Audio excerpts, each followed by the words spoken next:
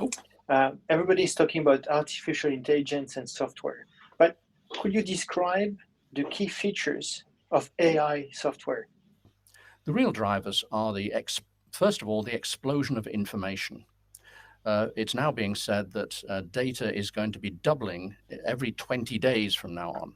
And if you consider an autonomous vehicle, it is generating terabytes of data per day that have to be handled. I mean, these are massive, massive sums of amounts of data which are being generated. Secondly, Marta did mention the word connectedness, but I would say almost convergence. If I take a standard Huawei, dare I say it, mobile phone, then the functions and the technology associated with this are a universe away from those of a dial-up phone from 30 years ago.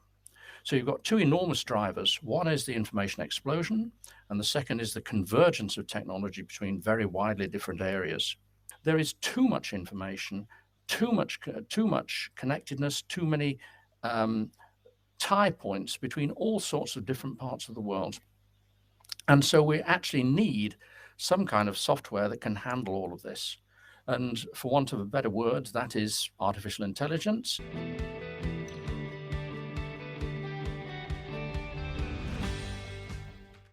What I find really interesting about discussions and definitions of AI is this constant parallel and metaphorical understanding of AI as being something human or doing something that humans could otherwise be doing. And I think that is the reason why we see a lot of fear.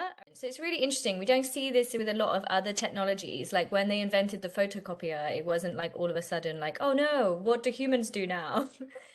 But as we will see from the examples, at the moment, AI is not replicating human behavior. It's much more limited currently. There is potential that it might be able to develop and do more things that are more human-like.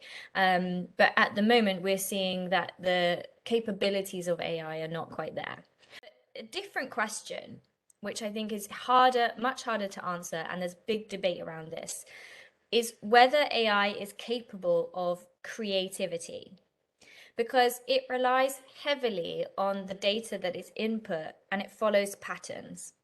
Whereas the concept of creativity is something that is usually more original.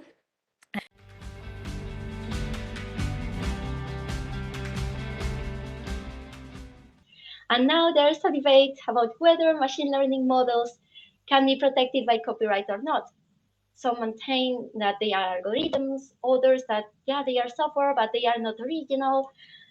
There's also who thinks that maybe some complex and dynamics models can be protected by the sui generis database right. And finally, there are proposals to create a new sui generis right. Raw data is not protected by copyright, but there are some images, sounds, videos, text that are publicly accessible and freely available on websites.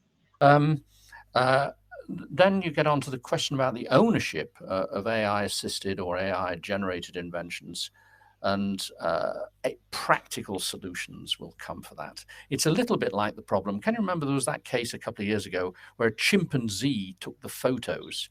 And so was the chimpanzee the creator, the inventor, or the owner of the photos that were made? And this was a case which was brought by PETA, the protection of animal rights and so on. Now that went to, I'm not sure it didn't even go to the Supreme Court in the US, but it got solved in a practical way. So I think these things, there will be practical ways to be able to handle these kind of things.